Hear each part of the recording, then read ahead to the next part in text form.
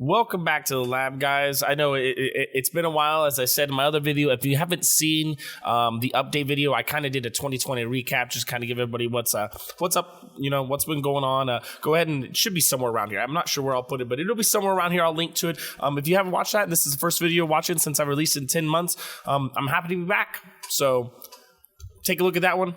Hope this one you enjoy. But before we get too far, I just kind of want to let you guys know that this is called What is a Home Lab, and I really want to dive into it. But before we get too much more than that, let's start with that intro.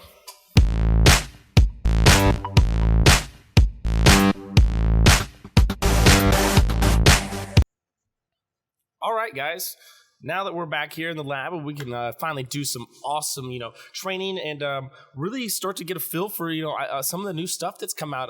I'm actually right here. I've got my lab pulled up right now. So this is my lab that I have here. So I'll kind of go over everything that I've got here. And I kind of actually want to go first before I go over my lab. Let me go over what is a home lab. All right. So what is a home lab? All right. Now, a home lab is, I wouldn't say it's a certain server. I wouldn't say that it's a certain application. I wouldn't say that it's a certain set of really anything. I think that a home lab is more so a definition of a place for someone with a passion, or I would say a curiosity of information technology systems, where they can go ahead and play and, as I've said multiple times before, break things. Truly what a home lab is about having a sanctuary, as so to call, a place where you can build things, learn things, follow videos such as mine or others out there, follow written guides to be able to set up infrastructure that maybe a business or an enterprise would use to help you, land a job. So a home lab, to put it simply, is one of the best ways to learn about systems, applications, hardware, anything of that nature that has to deal with information technology. And so kind of going with that, I'm going to give you guys an overview of what, I do with mine and how my home lab has helped me learn things here, and how it has helped me learn not only things here, but how those skills have also impacted my career, those friends around me, and those people, most importantly, my life. So let's start off now with getting into my stack. Now, I'm not going to go over the VDI stack. That's kind of for another time. I do have some more videos. I really want to get into Horizon View. I really want to get into Microsoft VDI. I want to get into some Citrix things. But right now, it's not up here. It's not on my list. I'm more focused on, hey, let's figure out what a home lab is, and then let's go ahead and let's start setting up all this stuff. Let's start figuring some stuff out.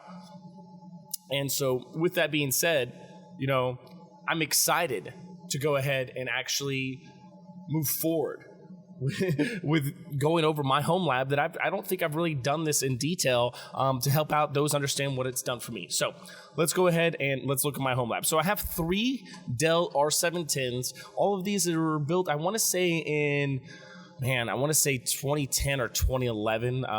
Can't remember the exact manufacturer date, but each one of these has either a 5660s. I think this one has 5650s, 5660s, and then this one has 5680s in it, dual. So it's 2 in each one, along with each one having, I want to say 100, and actually this one, that's right. This one does not. It's the only one that's not maxed out. I need to do that. I've just been lazy. They each have about 144 gigs of RAM in them, a bunch of 8 gig slots, or a bunch of 8 gig sticks in them on each.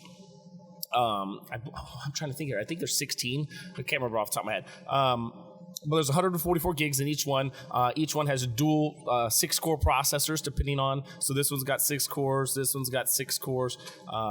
And this one also has 6 cores. But what's really great about these 5580s is you can see, 3.3 gigahertz. That's amazing. That's phenomenal.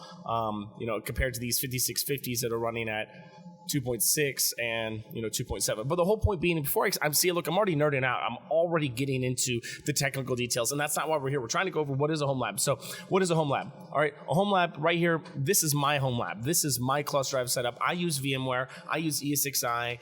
Those are probably some big names, some bigger things that you may not understand yet. I do have videos on that. Go watch my what is virtualization video. I'll probably try to put it up somewhere around here after some time of editing video. But the whole point being is that this is my lab. This is how I have learned to do things. And with my lab, learning to do things. I've set up, as my virtualization hypervisor, I've set up ESXi from VMware.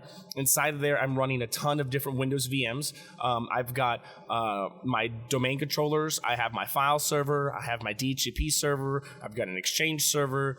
I've got another little server that runs some licensing servers for some software. And then I also run Let's Encrypt for SSLs to be able to, renew SSL certs. I've got an MPS server that I use to actually set up Radius for my Wi-Fi to do authentication. That's a whole nother video that I don't want to get into. And I've got my aggregate that lets me download things. I've got my RDS, my remote desktop servers. I've got my Redmine server that I use for documentation. I've got my SQL server that just has SQL Express on it that I use for, just have a small SQL server to store some things. It's actually what my website uses, is that SQL server to store all of its data.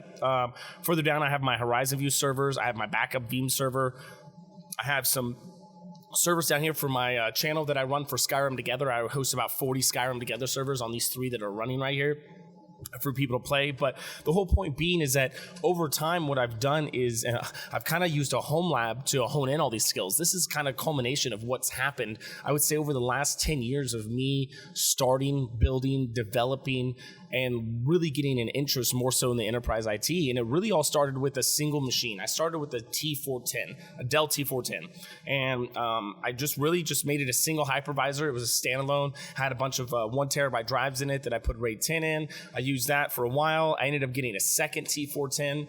I did vSAN for a little bit, kind of learned that. I switched over to Hyper-V. I learned Hyper-V and kind of learned that. Did vSAN with Hyper-V using SolarWinds. I've done a lot of different things, and that's kind of what I'm wanting to, make you think about is what is a home lab good for? Well, a home lab is good for learning whatever you want, and it really doesn't matter on the hardware. It really doesn't. If you've got old laptops, say, hey, yeah, I can't game on this thing anymore, or oh my God, it's so old, it won't run, I can't do anything. Well, hey man, if it's got like 8 gigs of RAM in it, and it's got like, a quad core, maybe it's got an i7, maybe it's got an i5 on it. Man, if it's got an i5 and 8 gigs of RAM, you could run a couple Linux machines on there. I mean, K8s, Kubernetes is becoming a big deal, and I could say that, hey, that's something to get into. It's not something I have fully dived into yet, but there's a lot out there, and that's really what I want this video to to hopefully get you interested in, is saying, hey, what is this? Why, what can I use? How can I figure this out? And dive around my channel. Look around on Reddit, on our home lab. That place is awesome. There's tons of people. Our self-hosted is another one. Our home server. There's a ton of different communities out there that have a ton of stuff that you can actually learn how to host, set up, use, deploy, and it's really interesting what you're capable of able to do with just some old hardware and learning it. And I can tell you right now, sure, you have some old hardware, but it doesn't take much to run a domain controller. It takes 2 cores and 4 gigs of RAM. Virtualized, very small systems. Look, let me bring mine up. It may take a little bit. I guess it's going to take a bit. But the whole point being that I was trying to say is that, it doesn't take much. Here we go. I guess I have 4 CPUs on this one. Oh, that's right. The reason I have 4 CPUs on this one, and I'm not going to get too much into it right now, but it's because I have Azure AD Connect on there. And I need to actually add probably some more RAM to it, but Azure AD Connect can kind of be a hog, so to say, sometimes the resources, especially when it's synchronizing an installation. And I also hop on that DC a lot to do things when I shouldn't. I should probably build out like a control management server, like a CMC or something, but that's neither here nor there. The whole point of this video is that I want you to know that a home lab is a great way to learn a ton of different skills, software, applications, all of that without having to be in a production environment. I mean, just think anything can be done as long as you're willing to put your mind to it. Go grab some old hardware, put it together, see what you're capable of doing. I bet you'll surprise yourself. And hey, if you have any questions, feel free. Drop a comment on here. Hit me up on Twitter. Find me. Message me. I'll see what I can do to help. So I'm very excited, though, to be able to share this knowledge. There's a ton of other people like me out there that are willing to share this stuff, and really, I'm excited that you're watching this video and that you're wondering what a home lab is. So, but that's it, guys. I'm not going to sit here. I don't want to rant more about what is a home lab, why should you have one or any of that. The choice is really yours. So, but I want you to know why I have one, what it's done for me, and and how awesome to me it really is having one. So, all right, I'm done. All right, guys, until next time, I'll see you in the lab.